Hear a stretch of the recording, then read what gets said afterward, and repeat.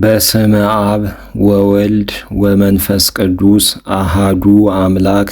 በኅዳር 24 በስንክሳር ታስበው የሚውሉ በዓላትና የወንጌል ንባባት ካህናተ ሰማይ ወሰማዕታተ ናግራን ወቀተላው ወጋዬዮስ ወቃሬዮስ ወዲዮስቆሮስ ወዮሴፍ ዘሃገረ ኦን።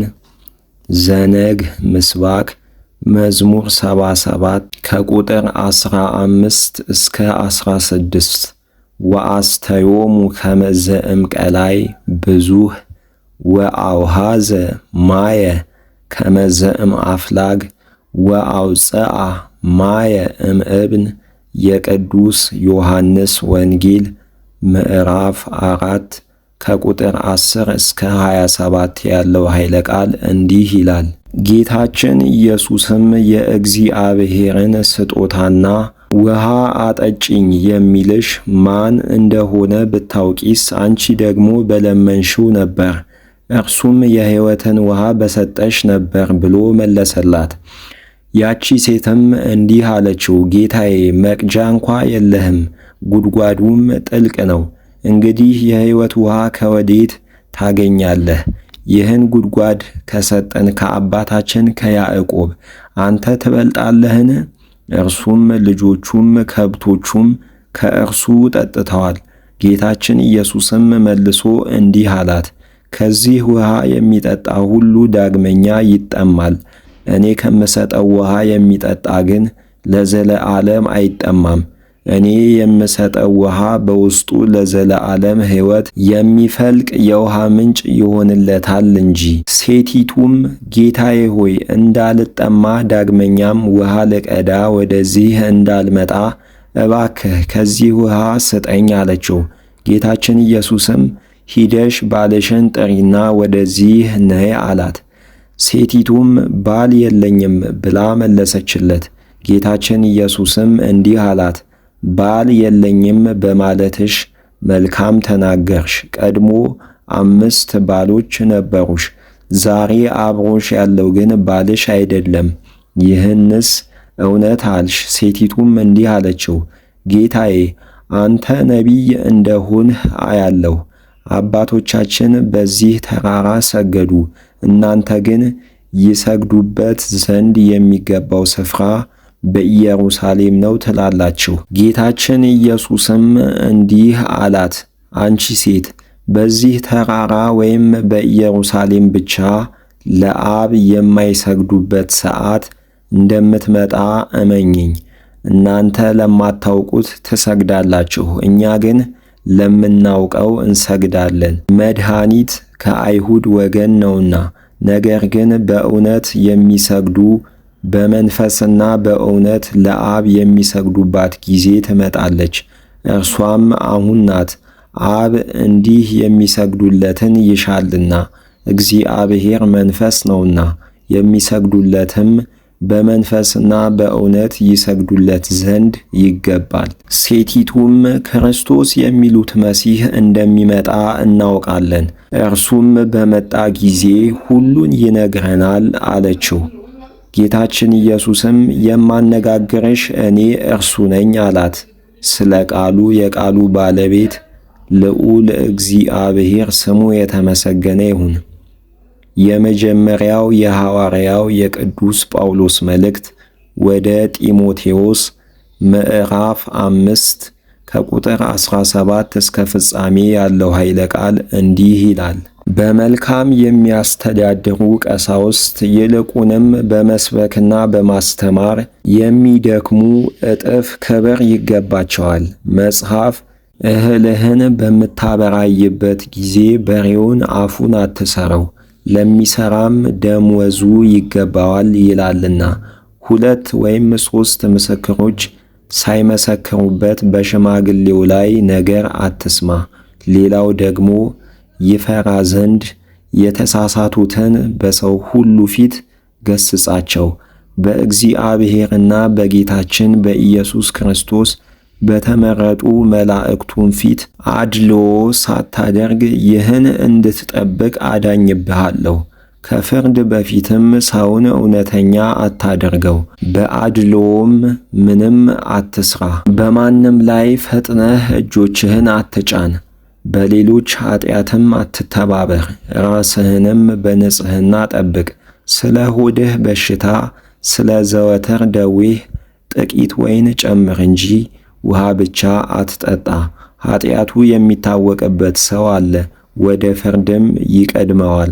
ኃጢአቱም የሚከተለው አለ፣ እንዲሁም በጎ የሚሠራ ይታወቃል፣ ሥራውም ሌላ የሆነ አይደበቅም። ስለ ቃሉ የቃሉ ባለቤት ልዑል እግዚአብሔር ስሙ የተመሰገነ ይሁን። የቅዱስ ያዕቆብ መልእክት ምዕራፍ 5 ከቁጥር 12 እስከ ፍጻሜ ያለው ኃይለ ቃል እንዲህ ይላል። ወንድሞቻችን ሆይ ከሁሉ አስቀድሞ በሰማይም ቢሆን በምድርም ቢሆን በሌላ መሐላም ቢሆን በምንም ፈጽሞ አትማሉ። ነገር ግን ከፍርድ በታች እንዳትወድቁ ነገራችሁ አዎን ቢሆን አዎን ይሁን፣ አይደለም ቢሆንም አይደለም ይሁን። ከእናንተ የሚያዝን ቢኖር ይጸልይ፣ ደስ የሚለውም ቢኖር ይዘምር። ከእናንተ የታመመ ሰው ቢኖር በቤተ ክርስቲያን ያሉ ቀሳውስትን ይጥራና ይጸልዩለት። በጌታችን በኢየሱስ ክርስቶስ ስም የተጸለየበትንም ዘይት ይቅቡት። የሃይማኖት ጸሎትም ድውዩን ይፈውሰዋል፣ እግዚአብሔርም ያስነሳዋል። ኃጢአትንም ሰርቶ እንደሆነ ይሰረይለታል። እርስ በእርሳችሁ ኃጢአታችሁን ተናዘዙ፣ እንድትድኑም ለወንድሞቻችሁ ጸልዩ። የጻድቅ ሰው ጸሎቱ ብዙ ትረዳለች፣ ግዳጅም ትፈጽማለች። ኤልያስ እንደ እኛ ሰው ነበር፣ እንደምንታመምም ይታመም ነበር። ዝናም እንዳይዘንም ጸሎትን ጸለየ። 3 ዓመት ከ6 ወርም በምድር ላይ አልዘነመም። ዳግመኛም ጸለየ፣ ሰማይም ዝናሙን ሰጠ፣ ምድርም ፍሬዋን አበቀለች። ወንድሞቻችን ሆይ ከእናንተ ከጽድቅ የሳተ ቢኖር ከኃጢአቱ የመለሰውም ቢኖር ኃጢአተኛውን ከተሳሳተበት መንገድ የሚመልሰው ራሱን ከሞት እንደ አዳነ ብዙ ኃጢአቱንም እንዳስተሰረየ ይወቅ። የጌታችን የኢየሱስ ክርስቶስ ወንድም የሐዋርያው የቅዱስ ያዕቆብ መልእክት ተፈጸመች።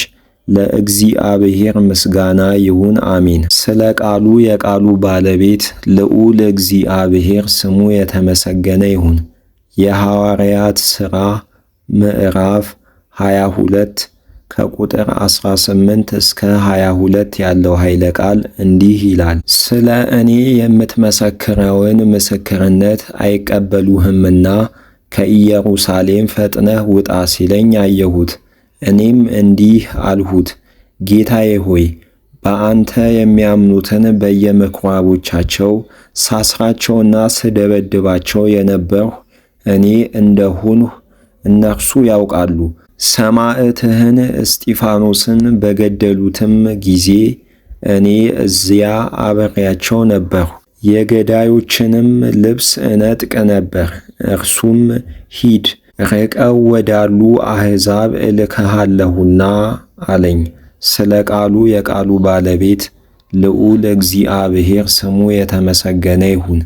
ምስባክ መዝሙር 102 ከቁጥር 20 እስከ 21 ባረክዎ ለእግዚአብሔር ኩልክሙ መላእክቲሁ ጽኑዓን ወኃያላን እለ ትገብሩ ቃሎ ወእለ ትሰምዑ ቃለ ነገሩ።